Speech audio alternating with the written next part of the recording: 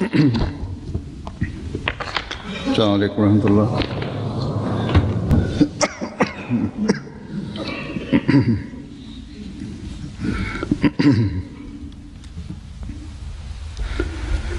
अशहदु अल्ला इलाहा इल्लल्लाह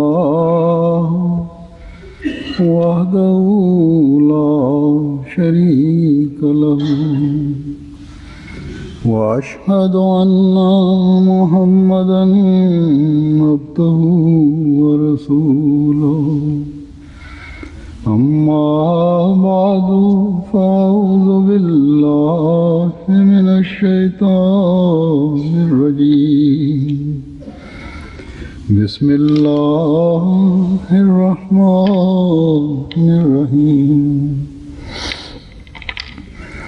अल्हम्दुलिल्लाहि रब्बिल आलमीन अर्रहमानिर रहीम मालिकि यौमिद्दीन। इय्याका नअबुदु व इय्याका नस्तईन। इहदिनस सिरातल मुस्तकीम सिरातल लज़ीना अनअमता अलैहिम गैरिल मग़ज़ूबि अलैहिम वलद्दाल्लीन।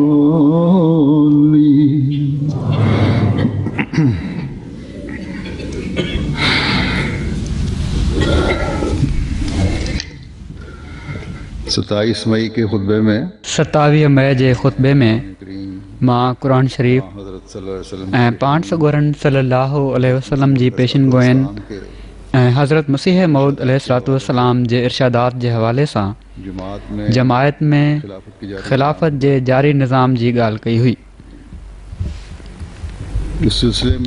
इन सिलसिले में उन वक़्तु मां मुजद्दिदन जे हवाले सां बि कुझु चवणु चाहियां पियो,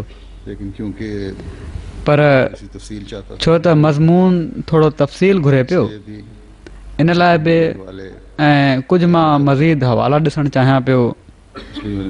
इन लाइ मां उन ॾींहुं बयानु न कयो। इन बारे में अॼु कुझु बयानु कंदुसि। कुझु वक़्तु थियो आहे, वक़फ़े नौ क्लास में हिकिड़े ॿार सुवालु कयो त छा ॿीहर मुजद्दिद अची सघनि था। इन सां मूंखे ख़्यालु आयो त हीउ सुवालु या त किन घरनि में पैदा थिए थो, छो त ॿारनि जे ज़हननि में अहिड़े क़िस्म जा सुवाल पैदा नथा थी सघनि, या के उहे माण्हू जेके जमायत जे ॿारनि ऐं नौजवाननि में बेचैनी पैदा करणु चाहिनि था, सुवाल पैदा कराइनि था त पाण सॻोरन सल्लल्लाहु अलैहि वसल्लम जी हदीस जे मुताबिक़ पाण सॻोरन सल्लल्लाहु अलैहि वसल्लम हर सदीअ जे मुंड ते मुजद्दिद अचण जो फरमायो आहे ऐं जमायत में मुख़्तलिफ़ वक़्तनि में हीअ सुवाल उथंदा रहिया आहिनि। जमायत जे मुख़लिसनि में न, बल्कि अहिड़ा माण्हू जेके जमायत में रुख़नो विझण वारा हुजनि, उन्हनि माण्हुनि जे तरफ़ां हीअ सुवाल उथारिया वेंदा रहिया। हज़रत ख़लीफ़तुल मसीह सानी रज़ियल्लाहु ताला अन्हु बि इन बारे में मुख़्तलिफ़ मौक़नि ते वज़ाहत फरमाई आहे। पोइ ख़िलाफ़त सालसा में हीअ सुवाल वॾे ज़ोर शोर सां उथारियो वियो ऐं हज़रत ख़लीफ़तुल मसीह सालिस मुख़्तलिफ़ मौक़नि ते ऐं ख़ुतबनि में इन ते वॾे तफ़सील सां बहस कयो आहे। पोइ ख़िलाफ़त राबिया में बि हज़रत ख़लीफ़तुल मसीह राबे खां बि हीउ सुवालु कयो वियो। बहरहाल हीउ हिकिड़ो अहिड़ो मामिलो आहे जंहिंखे वक़्तनि फ़वक़्तनि उथारियो वेंदो आहे या ज़हननि में पैदा थींदो आहे या पैदा थींदो रहियो आहे। मुनाफिक तबा लोग ऐं मुनाफ़िक़ तबा माण्हू जेके आहिनि उन्हनि जी हीअ नियत रही आहे के त कहिड़ी तरह जमायत में बेचैनी पैदा कई वञे त ख़िलाफ़त ऐं मुजद्दियत में कहिड़ो फ़र्क़ु आहे। इस बारे में इन बारे में उमूमन जारी से वॾी होशियारीअ सां इल्म हासिल करने इल्मु हासिल करण जे बहाने सां हीअ ॻाल्हि कई वेंदी आहे या उन हवाले सां ॻाल्हि कई वेंदी आहे, पर बाद में हीअ साबित थींदो आहे त नियत कुझु ॿी हुई। की नीयत कुछ और थी। ख़ासि तौर पर ख़ासि तौर ते ख़िलाफ़त सालसा में ही साबित थियो त उन जे पुठियां हिकिड़ो फितनो हो। लेकिन बहरहाल पर बहरहाल अल्लाह ताला जो हज़रत मसीह मौद अलैहिस्सलातु वस्सलाम सां ही वाइदो आहे कि आपके बाद त आपकी संदन बाद जारी खिलाफत के संदन जारी ख़िलाफ़त जे लाइ बि हू ज़बरदस्त कुदरत जो हथु ॾेखारींदो।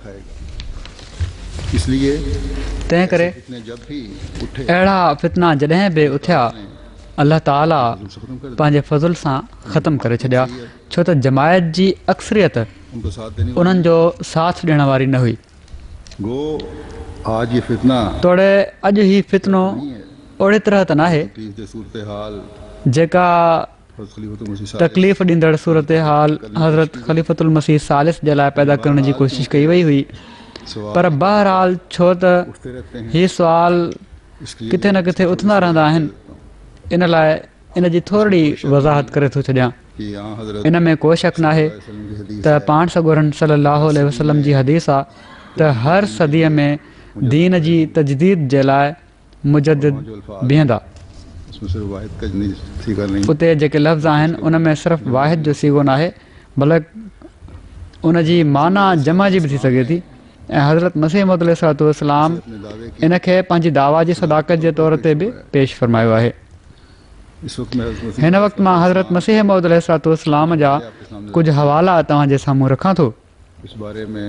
इन बारे में संदन इरशादात ऐं तहरीरूं त तमामु घणियूं आहिनि जिन खे बयानु करणु मुमकिन नाहे। पोइ बि कुझु हवाला जहिड़ो की मूं चयो त मां पेश कयां थो। जेकॾहिं इन्हनि खे गौर सां ॾिठो वञे त आईंदा अचण वारनि मुजद्दिदनि जे बारे में बि हीअ ॻाल्हि वाज़े थी वञे। पाण अलैहिस्सलाम हिकिड़े हंधि फरमाइनि था त ख़ुदा इस्लाम सां ईअं नाहे कयो, ऐं छो त हू चाहे पियो त हीउ बाग़ हमेशह साओ रहे, इन लाइ उन हर हिकु सदी ते इन बाग़ जी नए सिर खां आपाशी कई ऐं उनखे सुकण खां बचायईं। जेतोणीकि हर सदी जे मुंड ते जॾहिं बि को बानो ख़ुदा जो बानो इस्लाह जे लाइ क़ाइमु थियो, जाहिल माण्हू हुन जो मुक़ाबिलो कंदा रहिया ऐं उन्हनि खे तमामु ख़राबु लॻो त कंहिं अहिड़ी ग़लती जी इस्लाह थिए जेका उन्हनि जी रस्म ऐं आदत में दाख़िल थी चुकी आहे। हीअ शोर मचाइण वारा पहिरियां शोर मचाईंदा आहिनि, पोइ मुखालफ़त बि कंदा आहिनि। त बहरहाल फरमाइनि था त ख़ुदा ताला पंहिंजी सुन्नत खे छॾियो न, एसि ताईं जो आख़िरी ज़माने में जेका हिदायत ऐं ज़लालत जी आख़िरी जंग आहे, ख़ुदा 14हीं सदी ऐं अल्फ़े आख़िर जे मुंड ते मुस्लमाननि खे ग़फ़लत में ॾिसी वरी पंहिंजे अहद खे यादि कयो ऐं इस्लाम दीन जी तजदीद फरमायईं, मगर ॿियनि दीननि खे असांजे नबी सल्लल्लाहु अलैहि वसल्लम खां बाद हीअ तजदीद कॾहिं बि नसीब न थी। तंहिं करे उहे सभई मज़हब मरी विया, उन्हनि में रूहानियत बाक़ी न बची ऐं केतिरियूं ई ग़लतियूं उन्हनि में अहिड़ियूं ॼमी वयूं जो जीअं तमामु घणो इस्तेमालु थींदड़ कपिड़ो जंहिंखे कॾहिं बि न धोइजे उन ते मिर ॼमी वेंदी आहे, ऐं अहिड़नि इंसाननि जिन खे रूहानियत सां को वास्तो न हुयो ऐं जन जा नफ़्स अमारा सिफ़ली ज़िंदगी जी गंदगियुनि खां पाक न हुआ, पंहिंजी नफ़्सानी ख़्वाहिशुनि जे मुताबिक़ इन्हनि मज़हबनि जे अंदरि खां दख़ल ॾेई अहिड़ी सूरत उन्हनि जी बिगाड़े छॾियाऊं जो हाणे उहे का ॿी शइ आहिनि। त पाण ई वाज़े फरमाए रहिया आहिनि त इस्लाम में ख़ुदा ताला उन रोशनी खे क़ाइमु करण जे लाइ जेका पाण सॻोरा सलम खणी आया हुआ मुख़्तलिफ़ मौक़नि ते मुख़्तलिफ़ औलिया ऐं मुजद्दिद पैदा कया जेके पंहिंजे पंहिंजे दाइरे में दीन जी रोशनी खे फैलाईंदा रहिया छो त इन दीन खे ख़ुदा ताला क़ाइमु रखणु चाहे पियो जॾहिं त बाक़ी दीननि सां अहिड़ी का ज़मानत न हुई ऐं इन ई लाइ उन्हनि में अहिड़ियूं गंदगियूं शामिल थी वियूं जंहिंसां उहे दीन बिगड़जी विया वरी पाण फरमाइनि था त सॼे ज़माने जो ई हाल थी रहियो आहे जो हर हंधि इस्लाह जी ज़रूरत आहे इन ई लाइ ख़ुदा ताला हिन ज़माने में उहो मुजद्दिद मोकिलियो आहे जंहिंजो नालो मसीह मौद रखियो अथई ऐं जंहिंजो इंतज़ारु वॾे वक़्त खां थी रहियो हुयो ऐं सभिनी नबियनि उन जे मुतलिक़ पेशिनगोयूं कयूं हुयूं ऐं इन खां पहिरियां ज़माने जा बुज़ुर्ग ख़्वाहिश रखनि पिया त हू उन जो वक़्तु ॾिसनि हाणे हिते जेके मुजद्दिद जंहिंजे लाइ पाण फरमाए रहिया आहिनि उहो मुजद्दिद आहे जेको मसीह मौद आहे जंहिंजो इंतज़ारु कयो पियो वञे को अहिड़ो मुजद्दिद न आहे जंहिंजे बारे में पेशगोई कई वई हुजे त उनजो इंतज़ारु आहे सवाइ मसीह मौद जे जंहिंजी पुराणे नबियुनि बि ख़बर ॾिनी ऐं अॻुवाट ख़बर ॾिनऊं छो त हिन जो ज़मानो उहो आख़िरी ज़मानो आहे जंहिंमें दीन जी इशाअत थियणी आहे ऐं अलाह ताला जो नालो दुनिया में पखिड़िजणो आहे पैगाम दुनिया में फैलिजणो आहे वरी पाण फरमाइनि था जॾहिं ख़ुदा ताला ज़माने जी मौजूदा हालत खे ॾिसी ऐं ज़मीन खे क़िस्म क़िस्म जे गुनाह ऐं नाफ़रमानी ऐं गुमराही सां भरियल ॾिसी मूंखे तबलीग हक़ ऐं इस्लाह जे लाइ मामूर फरमायो हाणे हिते लफ़्ज़नि ते गौर कयो त हक़ जी तबलीग ऐं इस्लाह जे लाइ मामूर फरमायो ऐं हीउ ज़मानो बि अहिड़ो हुयो जो हिन दुनिया जा माण्हू 13हीं सदी हिजरी खे ख़तमु करे 14हीं सदी जे मुंड ते पहुची विया हुआ तॾहिं मां उन हुकुम जी पाबंदी सां आम माण्हुनि में तहरीरी इश्तिहारनि ऐं तक़रीरुनि जे ज़रिए ही आवाज़ ॾियणु शुरू करे ॾिनो त हिन सदी जे मुंड ते जेको ख़ुदा जे तरफ़ां दीन जी तजदीद करण जे लाइ अचण वारो हुयो उहो मां ई आहियां त जीअं उहो ईमान जेको ज़मीन तां खजी वियो आहे उनखे ॿीहर क़ाइमु कयां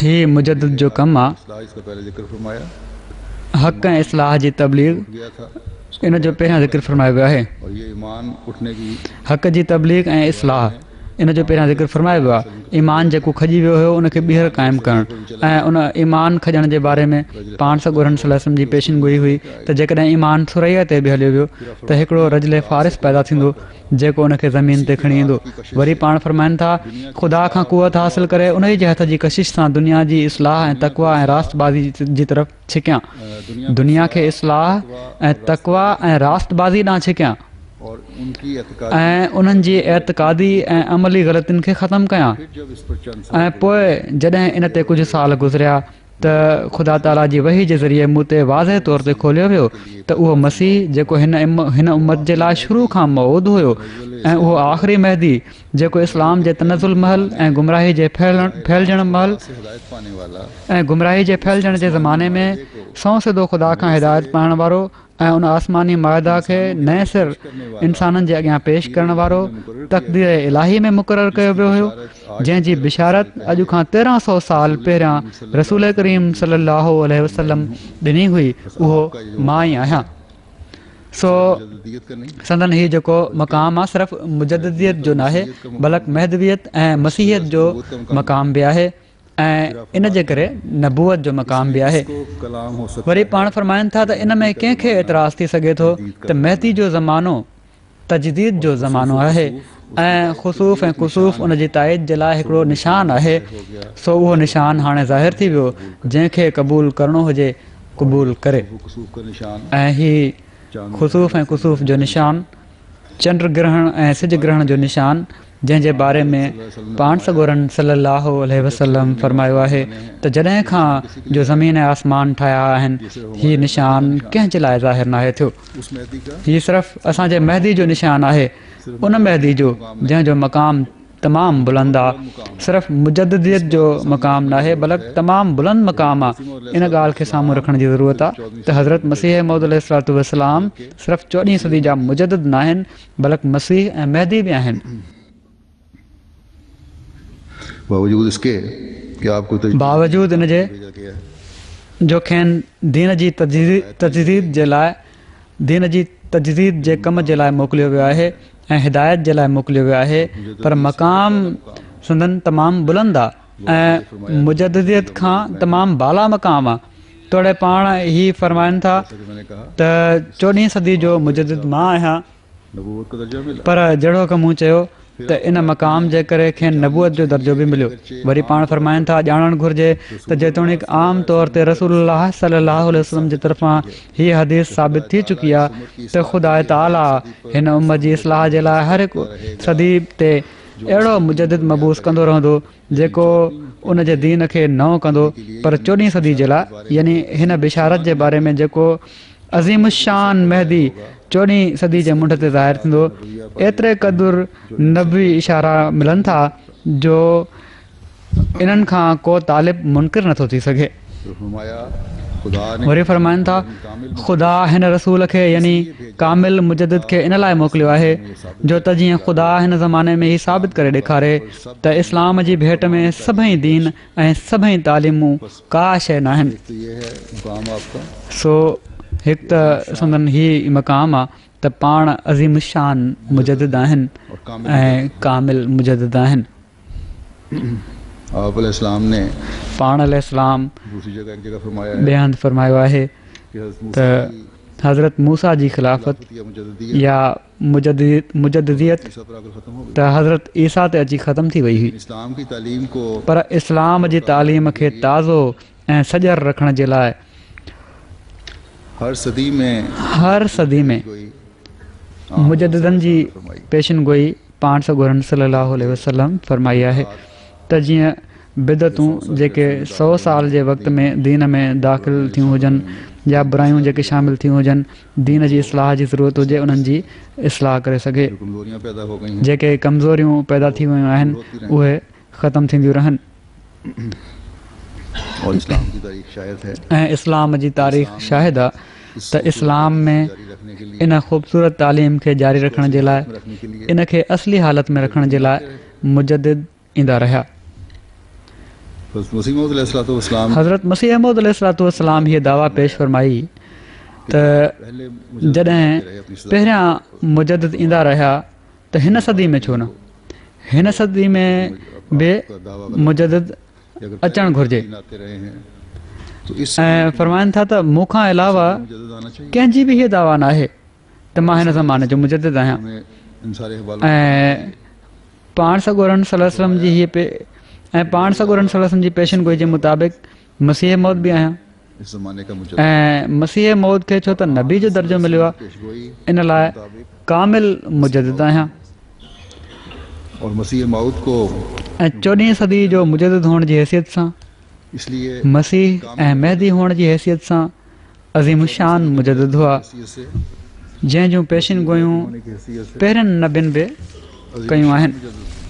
जिसकी पेशगोइयाँ पहले नबियों ने भी की हैं। हीअ ॻाल्हि पंहिंजी सदाकत जे तौर ते पाण उन्हनि मुखालफ़नि खे फरमाए रहिया आहिनि जेके चवंदा हुआ त संदन दावा ग़लति आहे। हज़रत सल्लल्लाहु अलैहि वसल्लम की जो खिलाफत के क़याम के बारे में सो ही संदन शान आहे ऐं इन हवाले सां असांखे हिननि सभिनी हवालनि खे पढ़णु घुरिजे। सामने रखा है। हाणे संदन इन शान खे जेकॾहिं साम्हूं रखियो वञे ऐं पाण सॻोरन सल्लल्लाहु अलैहि वसल्लम जी जेका ख़िलाफ़त जे क़याम जे बारे में हदीस पेश कई वेंदी आहे उनखे साम्हूं रखियो वञे त आईंदा अचण वारे मुजद्दिदनि जो मामिलो हल थी थो वञे। बल्कि हज़रत मसीह मौद अलैहिस्सलाम जो हिकिड़ो ॿियो वाज़े इरशाद आहे, पाण लेक्चर सियालकोट में हिकिड़े हंधि फरमायो अथनि त ही इमाम जेको ख़ुदा जे तरफ़ां मसीह मौद चवराए थो मुजद्दिद सदी भी है उहो सदीअ जो मुजद्दिद बि आहे ऐं अल्फ़ आख़िर जो मुजद्दिद बि। मतलब है अल्फ़ आख़िर जो मतिलबु आहे त आख़िरी 1000 साल। ये फरमाई इन जी वज़ाहत पाण हीअ फरमाई अथनि त असांजे आदम जो ज़मानो 7000 साल आहे ऐं असां हिन वक़्तु आख़िरी 1000 साल मां गुज़री रहिया आहियूं। हज़रत सल्लल्लाहु अलैहि वसल्लम ने ऐं पाण सॻोरन सल्लल्लाहु अलैहि वसल्लम इन खां पहिरियां जे 1000 साल खे फरमाया था ऊंदाहो 1000 साल फरमायो हुयो। महदी का ज़हूर होगा, तो दिन ऊंदाहो ज़मानो ईंदो ऐं पोइ मसीह ऐं महदी जो ज़हूर थींदो 14वीं सदी में, सानिया होगी। ऐं पोइ मसीह महदी जे ज़हूर सां गॾु इस्लाम जी नशत सानिया थींदी। अंधेरे 1000 साल में उन ऊंदाहे 1000 साल में केतिरा ई मुजदिद पैदा थींदा रहिया, मुख़्तलिफ़ इलाइक़नि में मुजदिद पैदा थींदा रहिया, लेकिन उनकी पर उन्हनि जी हैसियत नंढनि नंढनि लैंपनि वारी हुई जो जेके रोशन करते रहे पंहिंजे इलाइक़े खे रोशन कंदा रहिया, और सदी तक महदूद रहे, पंहिंजे वक़्त ऐं सदीअ ताईं महदूद रहिया, बल्कि हिकु हिकु वक़्त में केतिरा केतिरा ईंदा रहिया। लेकिन ये एजाज़ पर ही एज़ाज़ इस अज़ीम शान मुजद्दिद को हिन अज़ीम शान मुजद्दिद खे ई हासिलु थियो आहे त उनखे आख़िरी 1000 साल जो मुजद्दिद चयो वियो आहे। संदन एज़ाज़ सिर्फ़ु हिकु सदी जो मुजद्दिद हुअण जो न आहे, बल्कि आख़िरी 1000 साल जो मुजद्दिद हुअण जो आहे, क्योंकि दुनिया छो त दुनिया जी ज़िंदगीअ जो ई आख़िरी 1000 साल हो।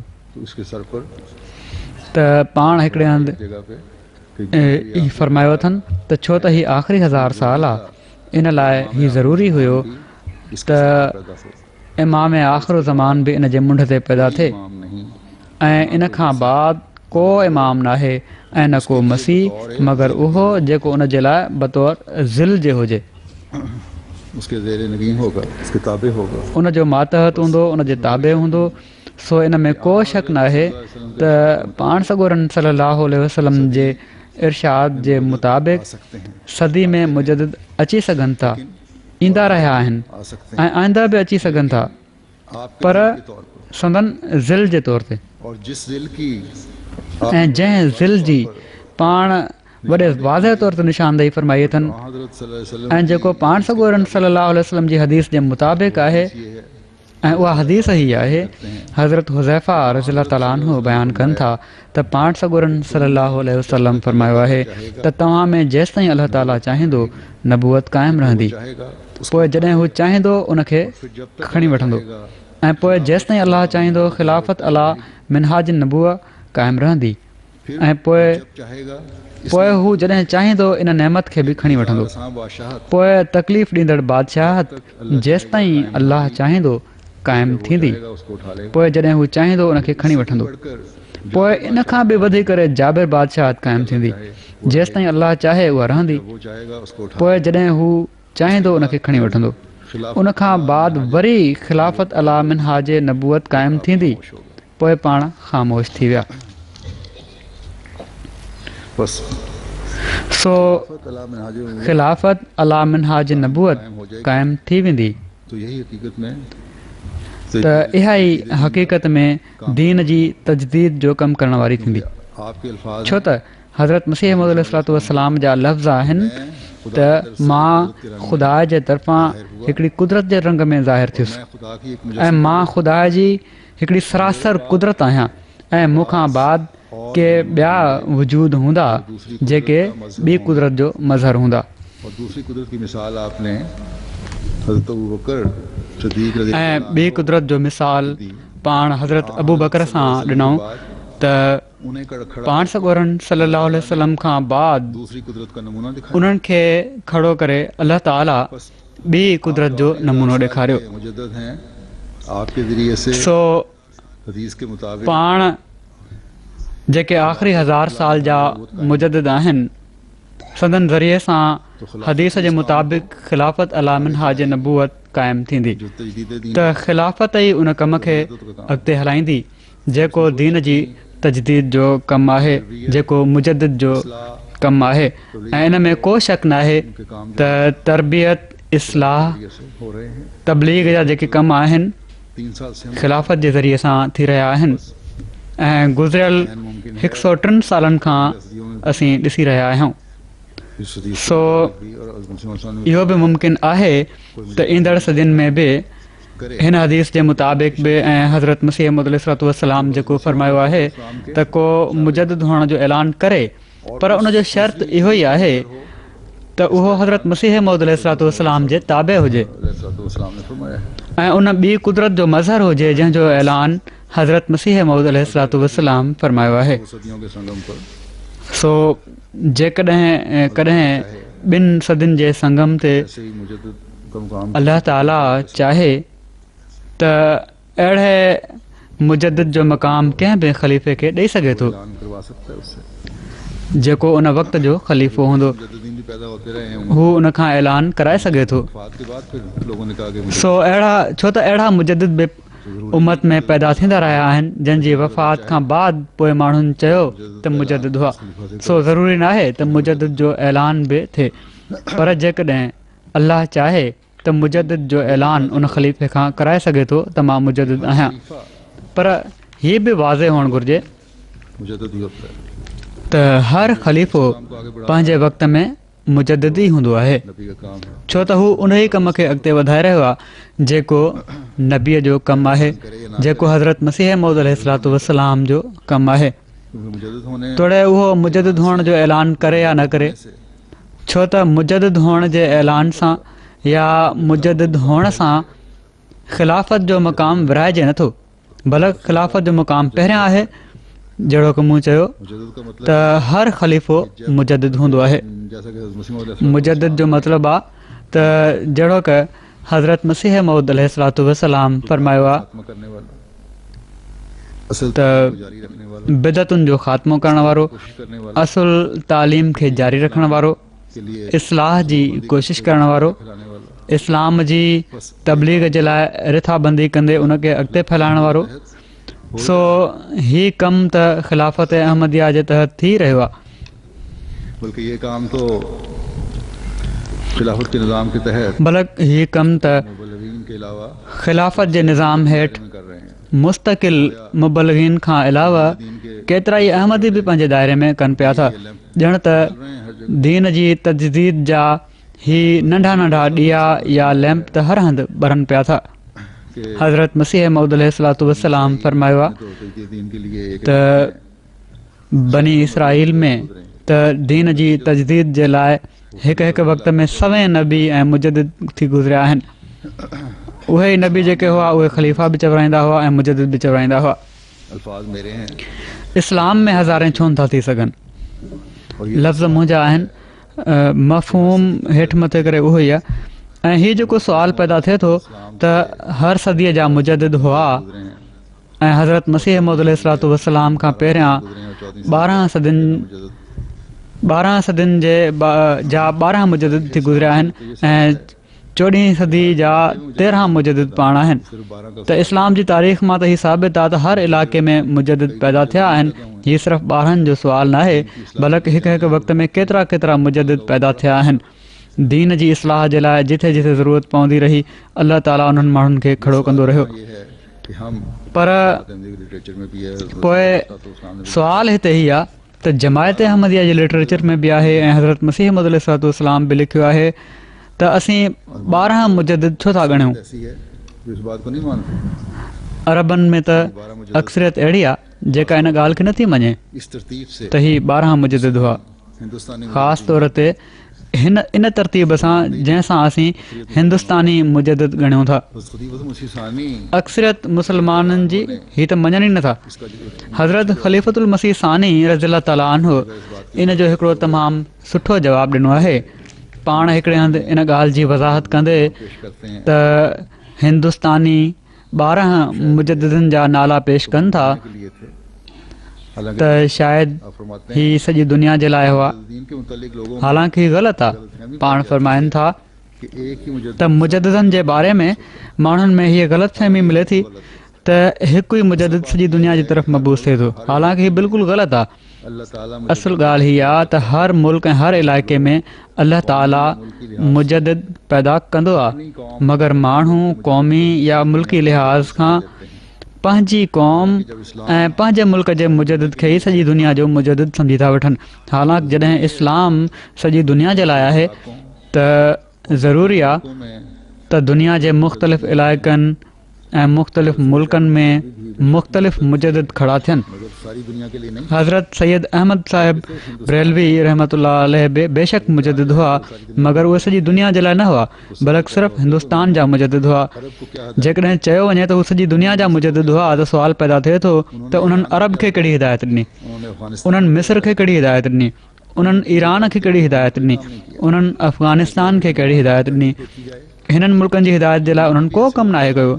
पर जेकॾहिं हिननि मुल्कनि जी तारीख़ ॾिठी वञे त हिननि में बि अहिड़ा माण्हू नज़र अचनि था और जिन्होंने अपने मुल्क की जन ते वही ऐं इल्हाम थींदा हुआ का फर्ज सरअंजाम ऐं जन पंहिंजे ई मुल्क जी रहनुमाई जो फ़र्ज़ु सरअंजाम ॾिनो, वो लोग सो उहे बि पंहिंजी पंहिंजी जॻह मुजद्दिद हुआ। उनके बारे में कहा या नहीं, उहे माण्हू जिन्होंने तोड़े उन्हनि ऐलान कयो या न कयो, कंहिं उन्हनि जे बारे में चयो या न चयो, जन बि दीन जी रहनुमाई जो फ़र्ज़ु अदा कयो, इस्लाह जो फ़र्ज़ु अदा कयो, उहे पंहिंजी पंहिंजी जॻह ते मुजद्दिद हुआ ऐं हीअ बि पंहिंजी जॻह मुजद्दिद हुआ, यानी हिंदुस्तान वारा।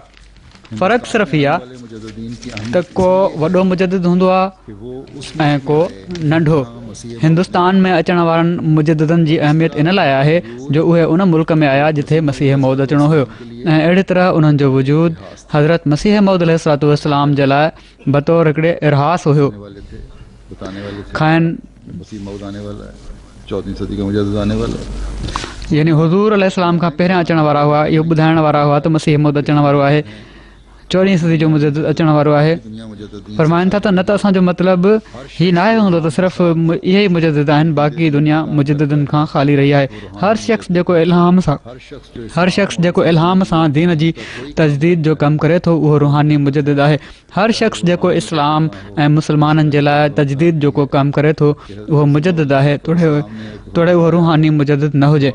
जीअं मूं केतिरा ई भेरा मिसाल ॾिनो आहे त हज़रत मसीह मौद अलैहिस्सलाम हिकु दफ़ो फरमायो हुयो त औरंगज़ेब जेको बादशाह हुयो उहो बि मुजद्दिद हुयो, हालांकि औरंगज़ेब खे ख़ुदि इल्हाम जी दावा न हुई। कि एक वक्त में कई सो हीअ हक़ीक़त आहे मुजद्दिदनि जी त हिकु हिकु वक़्त में केतिरा थी विया, बल्कि हज़ारे बि थी सघनि था, जॾहिं त ख़लीफ़ो हिकु वक़्त में हिकु ई हूंदो। जो एक हाणे हैसियत उन जी वॾी आहे जेको हिकु वक़्त में हिकु हुजे या उहे जेके हिकु वक़्त में केतिरा हुजनि। पाण सॻोरनि सल्लल्लाहु अलैहि वसल्लम बि ख़िलाफ़त खे मुक़ाम ॾिनो आहे त उहा अला मिनहाज नबूवत हूंदी। और जो मुजद्दिदियत मुजद्दिद के खे का अहमियत न ॾिनी अथनि उसके अल्फाज ये हैं, ऐं जेका हदीस आहे मुजद्दिद खे मोकिले वञण जे बारे में उन जा लफ़्ज़ ई आहिनि।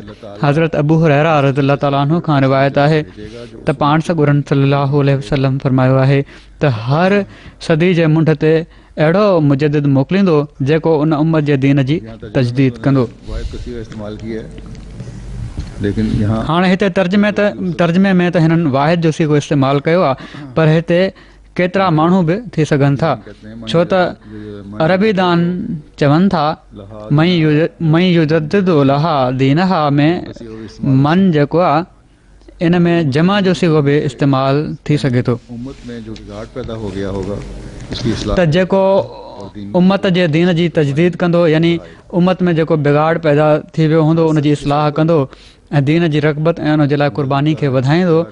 हाणे हर सदी जे मुंड ते या मुजद्दिदीन मुजद्दिद चयो वियो आहे या हर सदी में मुजद्दिद चयो वियो आहे या मुजद्दिदनि जो चयो वियो आहे त इनखे जेकॾहिं ख़िलाफ़त अला मिनहाज नबूवत वारी हदीस सां रलाए पढ़ूं उसमें पहले त उन में पहिरियां नबूवत खिलाफत अला में पोइ ख़िलाफ़त अला मिनहाज नबूवत जो बयानु फरमायो वियो आहे। नेमत के उठ जाने के बाद बादशाहत का पोइ इन नेमत जे खॼी वञण खां बाद बादशाहत जो तकलीफ़ ॾींदड़ बादशाहत जो तकलीफ़ ॾींदड़ बादशाहत आहे।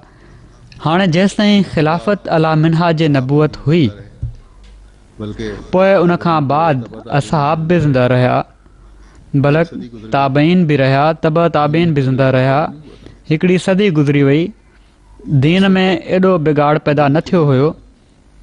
सदी गुज़रने उन वक़्त ताईं मुजद्दिद जे लाइ नाहे चयो वियो।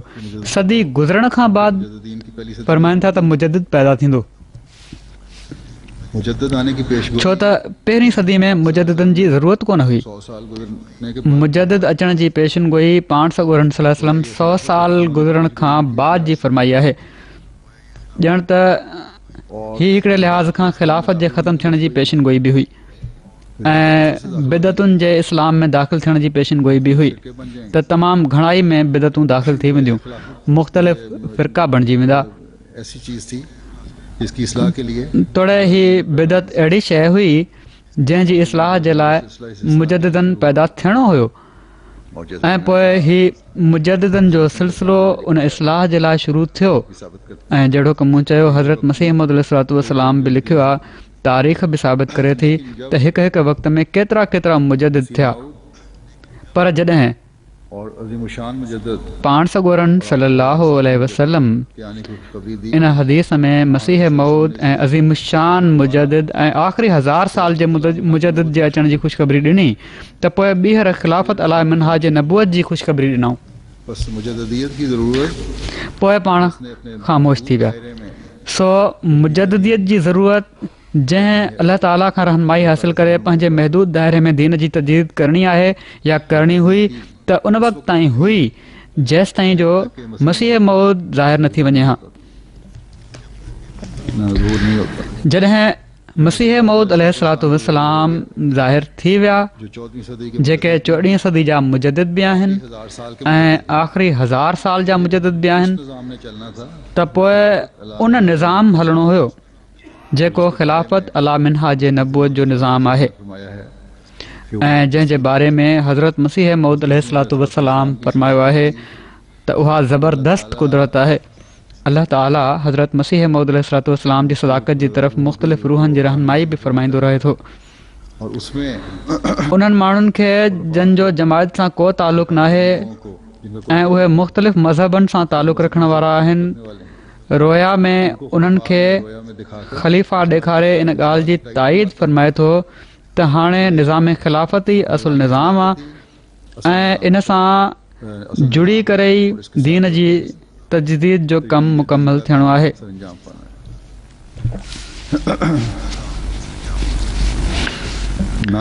छो त नई क़ुरान शरीफ़ में ऐं नई हदीस में किथे मुजद्दिदनि जो ज़िक्र मिले थो?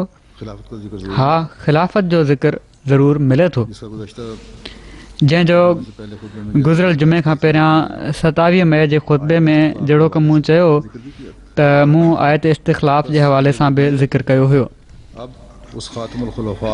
सो मुजद्दिदियत हाणे उन ख़ातमुल खुलफ़ा ऐं आख़िरी 1000 साल जे मुजद्दिद जे ज़ाहिर थियण खां बाद उन जे ज़िल जे तौर ते हूंदी, उन जे पाछे जे तौर ते हूंदी ऐं हक़ीक़ी ज़िल जेका आहे उहो निज़ाम ख़िलाफ़त आहे।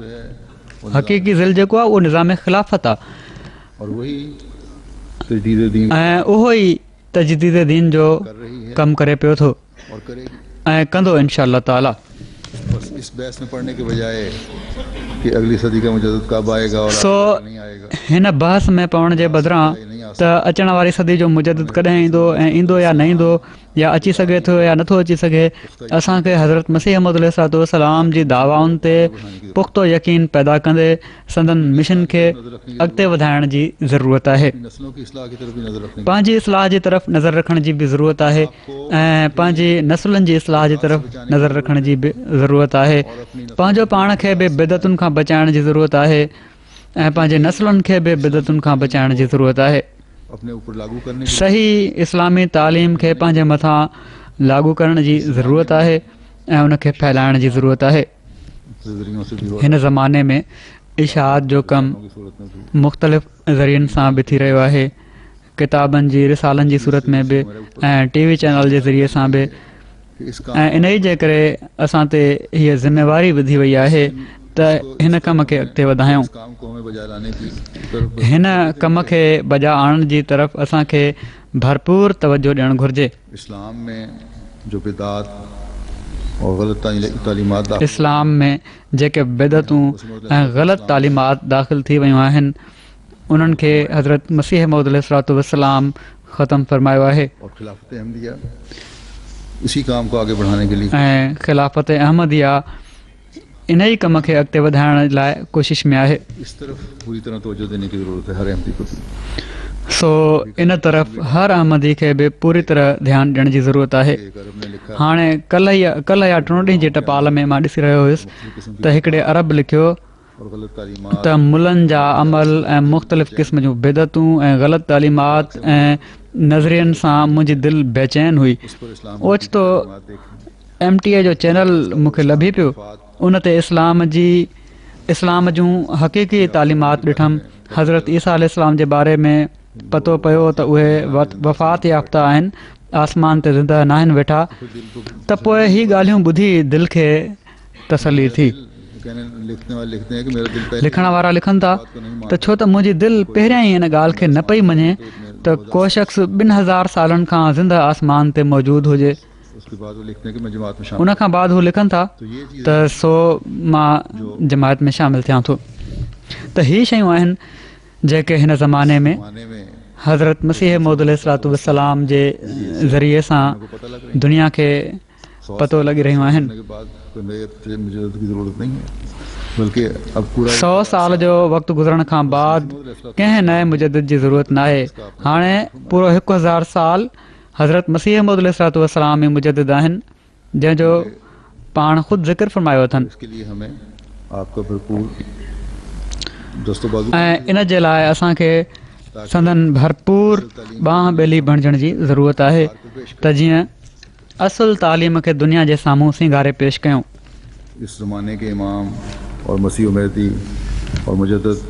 हिन ज़माने जे इमाम ऐं मसीह महदी ऐं अल्फ़ आख़िर जे मुजद्दिद खे अल्लाह ताला ही सामान मुहैया फ़रमाए छॾिया आहिनि। असां सिर्फ़ु दुनिया जी तरबियत जे लाइ उन्हनि खे अॻिते पहुचाइणो आहे।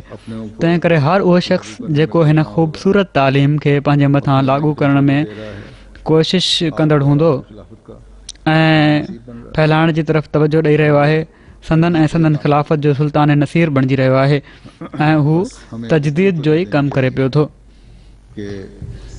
सो असांखे इन तरफ़ तवजो ॾियणु घुरिजे त हिन कम खे असीं अॻिते वधाइण वारा थियूं ऐं इस्लाम जी फ़तह जा नज़ारा ॾिसण वारा थियूं। अल्लाह ताला हर अहमदी खे इन जी तौफ़ीक़ अता फ़रमाए।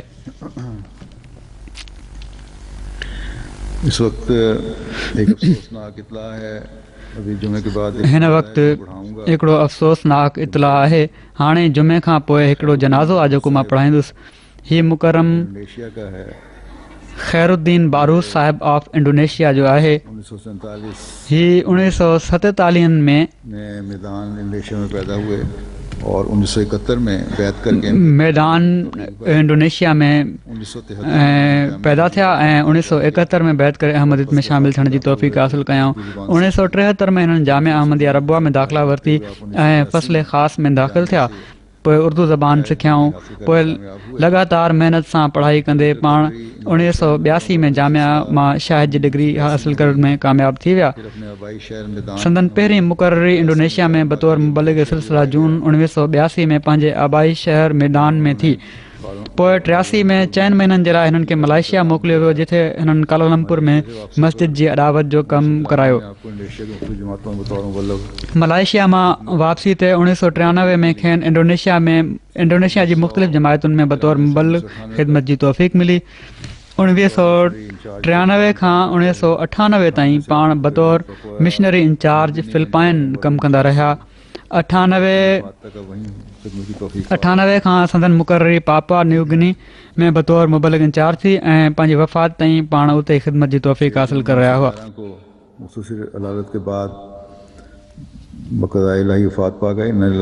6 जून 2011 में थोरी बीमारी खां पोइ अल्लाह ताला जे हुकुम सां फ़ौत थी विया। इन्ना लिल्लाहि व इन्ना इलैहि राजिऊन। ख़ैरुद्दीन बारूद साहिब हिकिड़ा मुख़लिस इताअत कंदड़ ऐं कामिल वफ़ा ऐं वक़्फ़ जे रूह सां ख़िदमत दीन बजा आणण वारा सिलसिले जा मुबलिग हुआ। तबलीग जो ॾाढो शौक़ु हुयुनि। हिननि जे ज़रिए सां केतिरियूं जमायतूं क़ाइमु थियूं, मस्जिदूं तामीर थियूं। जमायत जेको बि कमु हिननि जे हवाले कयो, वॾी ज़िम्मेवारी ऐं तमामु सुहिणे तरीक़े सां हुननि इन खे अदा कयो। मूसी बि हुआ। अल्लाह ताला जे फज़ुल सां हिननि जूं केतिरियूं शादियूं हुयूं ऐं हिन वक़्तु हिननि जूं 3 घर वारियूं आहिनि ऐं ॿारनि जो कुल अंग 14 आहे, जिन मां 8 पुट ऐं 6 धीअरूं आहिनि। दुआई की इनको सब्र तौफीक अल्लाह ताला सभिनी पोयरनि खे सब्र जी तौफ़ीक़ अता फ़रमाए ऐं बारूद साहिब जा दर्जात बुलंद करे ऐं नेक ऐं सालेह ऐं दीन जा ख़ादिम हिननि जे नस्ल मां बि पैदा थींदा रहनि।